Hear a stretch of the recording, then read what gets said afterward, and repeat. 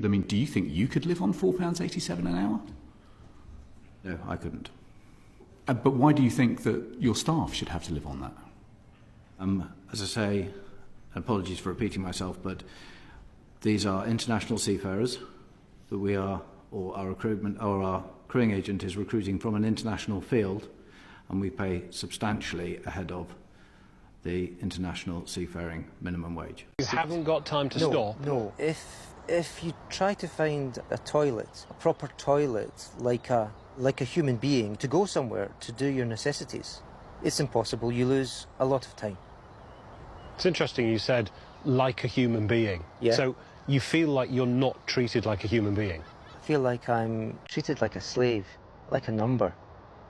Just like a number. We're on tomorrow, okay? Because tomorrow's going to be your first day. Yes, sir. Good. We couldn't be happier.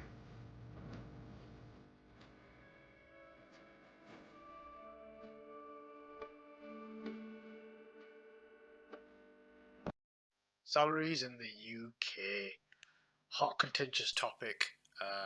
Everybody's always arguing, I think, for me, and I think Gen Z and us as millennials, we're getting a little bit better at discussing salaries, but it's still a problem with the boomer class, I think, and discussing it.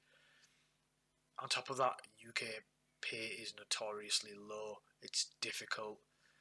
We know all the cost of living crisis that's going on, everything's getting more expensive, but UK wages are stagnating and it's causing an issue.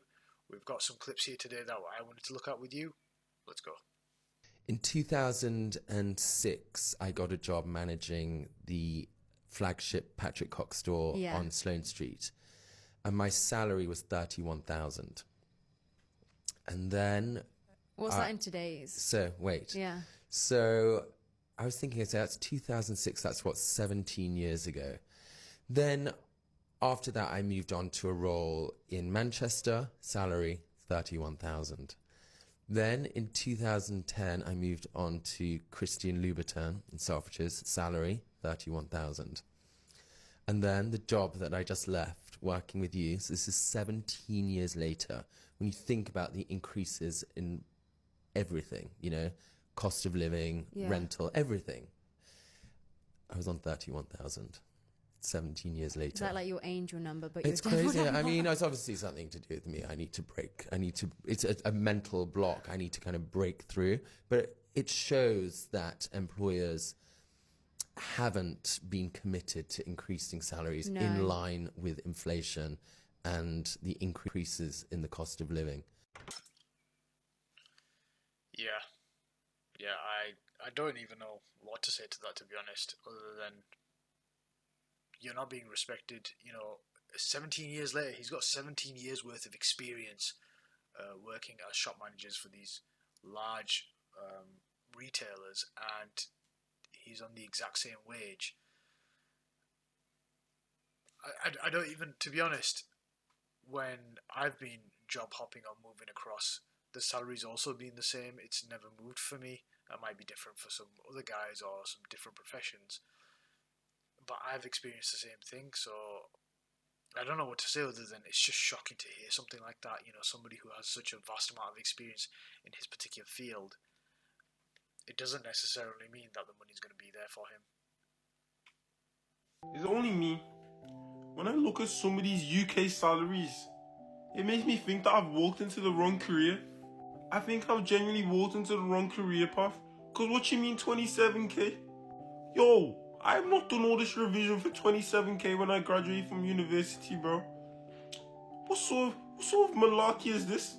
Then I look at someone else chatting graduate investment banker or some shit, some accountant thing, and they're chatting like 50k graduate job, 60k. What? Why didn't I just do that?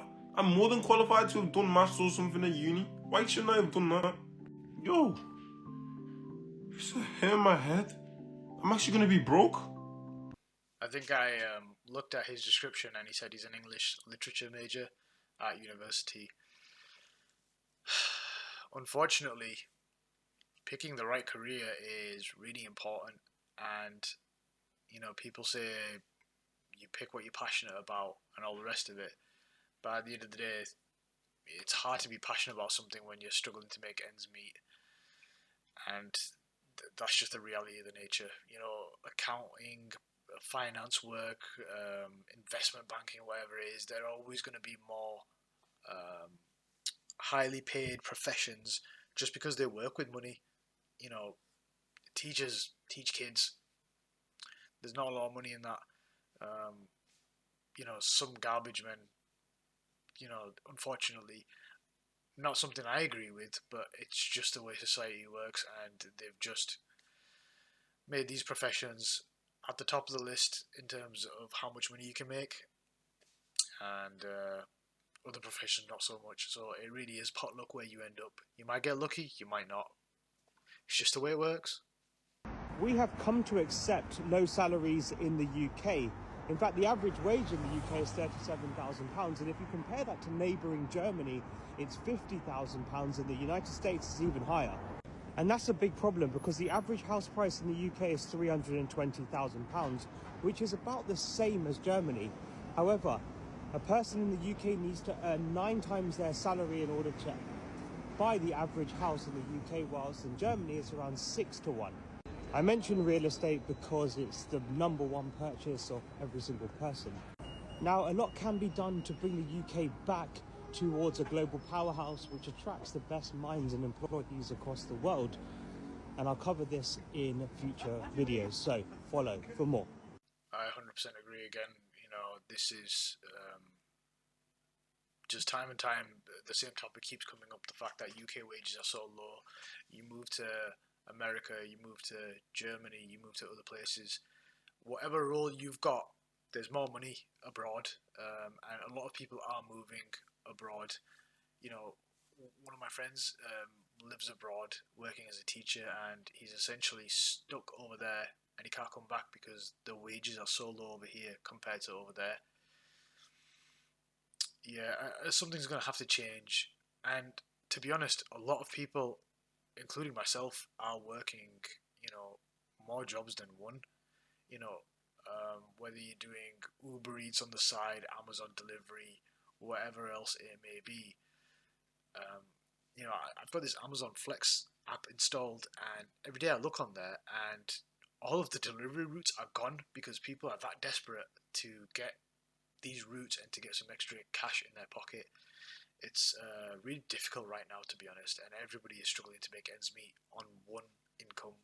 Everybody I know is either struggling if somebody's not working, or they're both working together to make ends meet.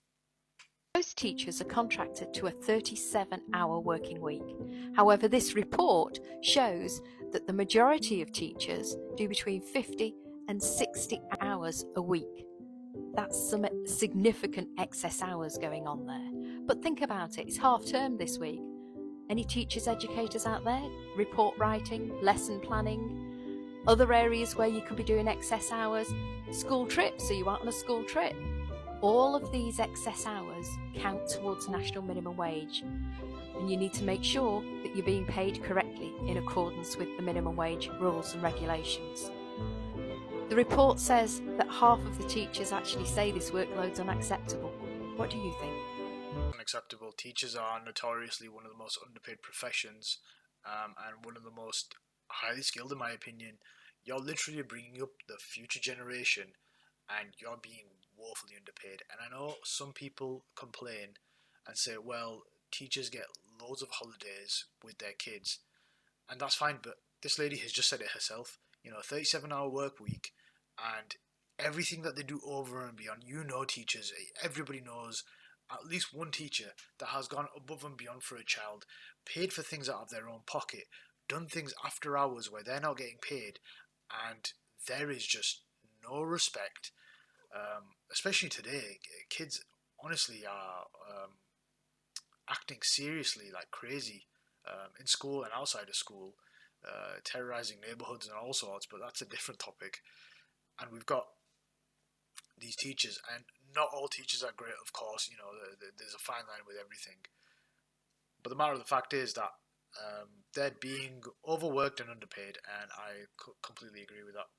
So many jobs at the moment are labelling themselves as like internships and apprenticeships, and they're really not when you actually read the job description. I'm trying to find a job in social media, and there's literally this one job. It's classed as an internship, but they're not paying me minimum wage, and it's literally to run the company's social media account. Like, they have a marketing team, but they don't have anyone else that does their social media. Like, no one's going to be teaching me anything about social media. I'm going to be running it. I'm going to be like the person who does their socials, yet they put it as an internship, and they want to pay me £7 an hour. And the amount of apprenticeships that want like graduates, and they're paying like 12k a year.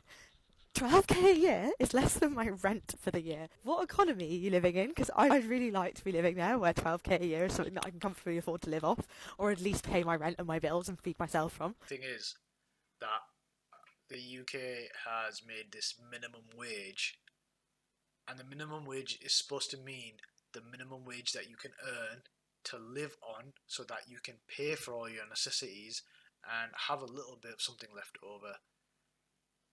Now the minimum wage is no longer something, you know, if you had minimum wage, you should be able to survive. That's the whole point of it. But you earn minimum wage and you're struggling to make ends meet. You are miserable if you're earning the lowest of the low that's legally allowed to give you. And some of these companies, you know, from what we can see from this example, they try to bypass that and not even pay you the minimum wage. You know, I don't know her age or what she's currently out of, but £7 is criminal. I don't even think that's allowed. Maybe this is an older video. I don't know. But yeah, this is just, it's gone crazy where employers and businesses are trying to take advantage, and it's just something you've got to watch out for. But that'll wrap it up for today's video. Hope you guys enjoyed the examples that we've seen, and I'll catch you on the next one.